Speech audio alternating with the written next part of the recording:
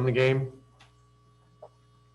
Obviously, very hard fought. I was really proud of the team, the way we fought throughout the game. It didn't start particularly well. They were very physical. We adjusted, we kept our poise, we kept our aggression, and found ways to get shots and found ways to get some stops. I thought Wessa Wundu tonight was a real key player in this game. The guy only played 10 minutes and didn't score, but he gave us really solid defense on some great players, and some situations where you have switching, you're switching, onto a better player, you're switching onto a big guy, and he just really held his own phenomenally well. Luka was spectacular. Sometimes you simply run out of adjectives to describe how good he is. But he was exceptionally good tonight, and we needed every point, every rebound, every assist. And defensively he was terrific as well. I thought KP played a very patient game, made some very big timely plays.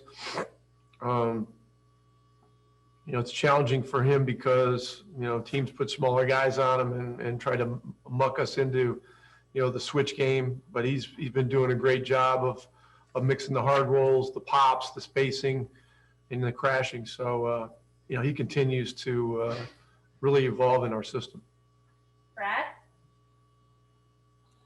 Yeah, Rick, before the game, you were talking about how far you guys have come in the last couple of years. And I think it's easy to forget that sometimes that, your average age is 26 and you guys haven't been together that long. Did you feel like tonight was a learning game? Did you learn something about your team tonight in that respect? Yeah, from a growth standpoint. Yeah, and really, I'm not surprised at all at how we came out and stayed with it.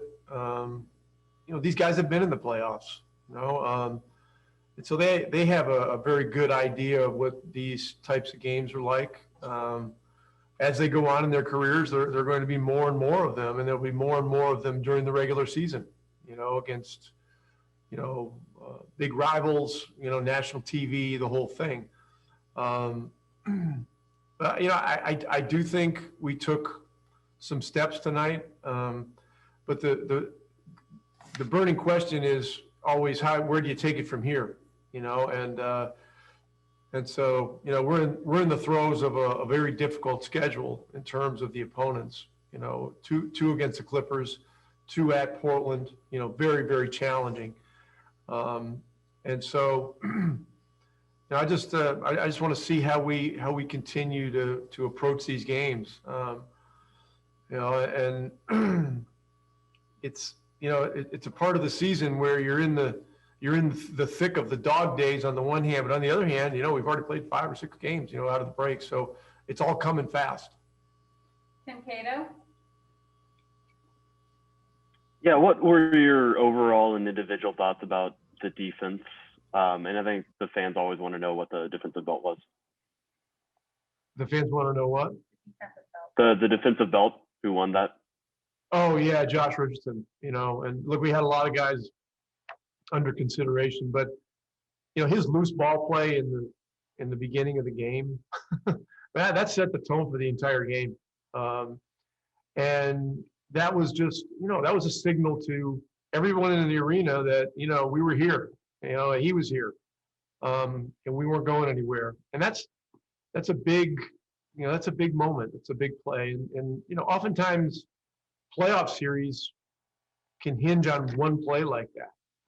Your season can hinge on one play like that at times.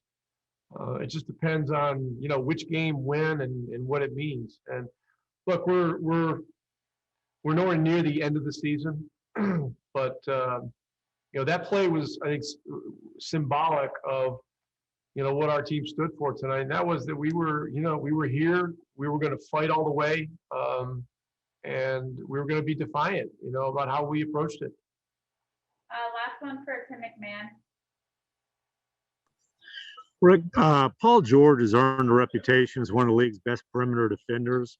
What goes through your mind when you see Luka make a move that, puts PG on the floor or has him turn the other way while Luka's driving to the basket? Yeah, look, I've got too much respect for Paul George, Kawhi Leonard, Ty Lue, all those guys over there. I know the kind of team and kind of competitors they are. I'm not going to say anything about Paul George's, may have slipped on the floor or something like that. But Luka's a great player, and he has the ability to make these stop on a dime plays that are really exceptionally special. And so, but I'll tell you this, Paul George is a great player. He's a great player. He's a great offensive player, and he's a great defensive player. And you don't find many guys that are, equally good at both ends of the floor. Okay, awesome. Thanks, Rick.